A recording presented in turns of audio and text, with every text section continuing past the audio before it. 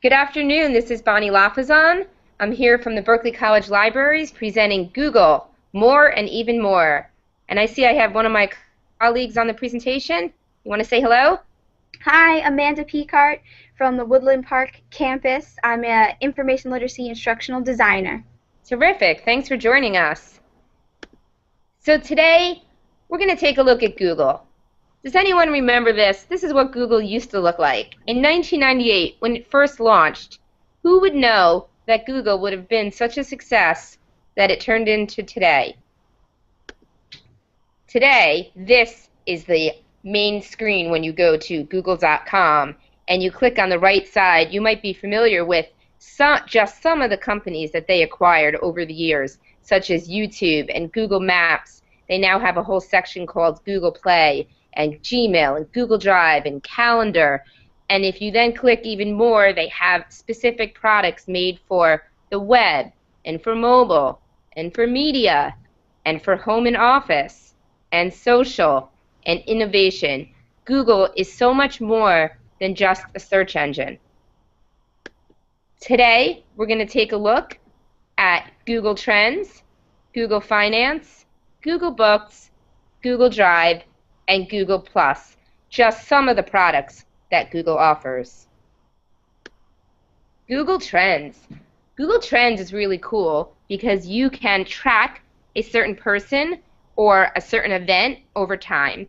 You can also simply go to google.com/trends and see the list of the most popular searches going on right now. You can also chart out specific topics of interest. You can go back historically. So let's say you want to see news stories back from Katrina a few years back. You can actually type it in and see how high search results were during that time. You can also do it by geographic interest as well. So let's take a look. Google Trends on Friday, November 8th, 2013. The hottest thing going on was BlizzCon. BlizzCon was a conference going on, and there was a lot of news and interest coming out of that conference. So if you were to click on BlizzCon, you would see all the news that was trending on November 8th, 2013 for that conference. And that would be the same for any of the other, I'm going to go back, trending hot searches on that Friday. You can also track by month. So, for example, this slide screen says October 2013. You can go by month and then pick a subject.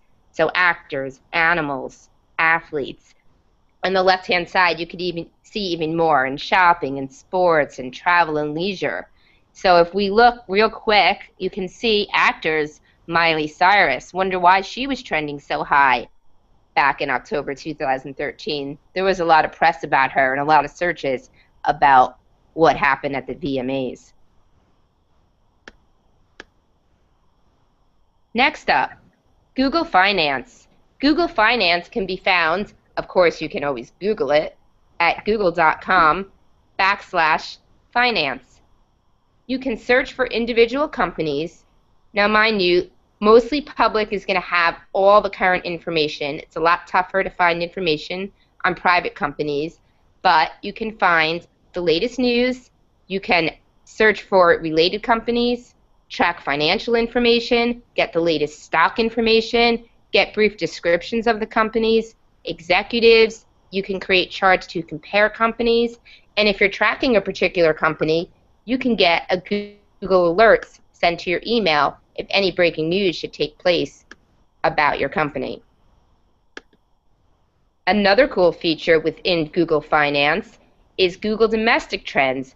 Google Domestic Trends is actually Google tracking various sectors of the economy of how much people are searching for them. So it could be that if people are searching the auto industry, that the index, the economic indicators can be much higher. It's not set in stone, but it could be seen as a predictor. So it could be a really good source of information. So take a look at Google Finance and all the different things you can do in searching for companies and stock and other information. Next up, Google Books. Love books. The greatest thing about Google Books is as of 2012, they have scanned over 20 million books scanned. Now that's not necessarily full text of all the books, but they have scanned at least some pages of books and indexed information from all different kinds of books and magazines. So you can search old magazines such as Life, Billboard, Jet, Ebony, Popular Science, and more. Let's take a quick look. So if you were to go to books.google.com, there you would be at the Google Books page, and you can research a specific topic, or where the arrow is, browse books and magazines. So if you were to browse books and magazines, you will get a list of classics, magazines, humor, children's, all various types of subjects of books. So if you can see here, the arrow is down to Life magazine. You can actually search. I believe they do have the full text of Life magazines dating way back since the 1940s, 1950s, and search for articles within them and see the pages and even the ads that were in those magazines from way back when, without even having to go to the library for a print copy. You can also create your own library of books, free books that have full text that are in the public domain, and you can also buy books. So you can actually buy an ebook, add it to your shelf, such as here, there's one on Obama, and then there's another book, Treasure Island, and that one is free because that one is in the public domain, and you can create your own shelf of books. And you could always have them there to access forever. And finally, Google Drive. Some of you may have heard of Google Docs. They've now changed the name to Google Drive, and it gives you 15 gigabytes of free space to store documents.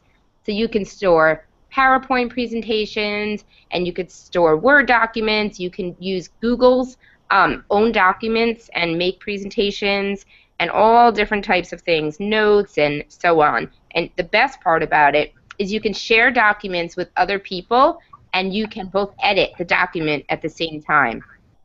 And there's also a Google Drive app that you can download to your mobile phone and access those very same documents when you're on the road.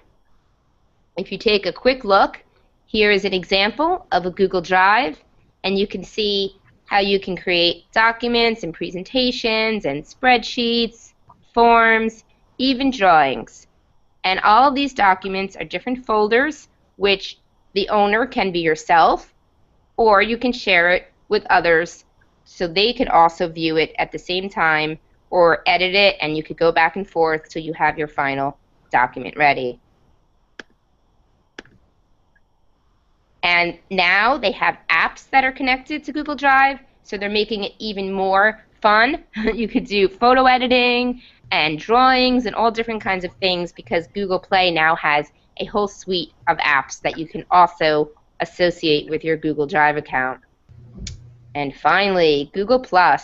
You would not have been able to be in this Google Hangout today without a Google+ account. It is the newest social media network, and the cool thing about it is it allows you to create different circles of friends. So you can have your work circle, you can have your book club circle, you can have just your general friends circle, you can have live video parties where you're all at home and you're hanging out on screen. So take a look at Google+.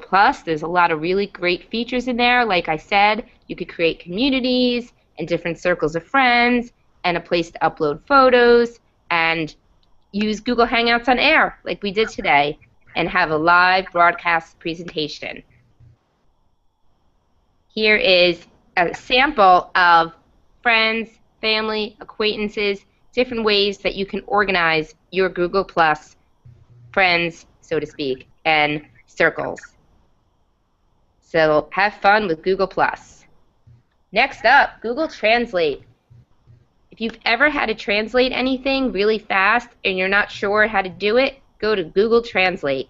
You can translate English from any of these languages, and there's actually a little play button on there that tells you that you can hear how to say it. So how do I go to the bathroom? You could then find out how to do it in Vietnamese, and you could transfer it to Vietnamese and hit the play button, and it tells you how to say it, and it also appears in the text. So if you needed to copy and text the other language to send it to somebody, you can do so. So take a look at Google Translate. And like I said earlier, there's even more. There are so many Google products that are really, really fun and user-friendly that you might want to take a look at. Google Maps, when you're driving in a car, for example, if you don't have a GPS. There's calculators, and you can create your own website and create your own blog. So I hope that you enjoyed this presentation and explore Google. I'm Bonnie Lafazan from the Berkeley College Libraries. Thank you so much.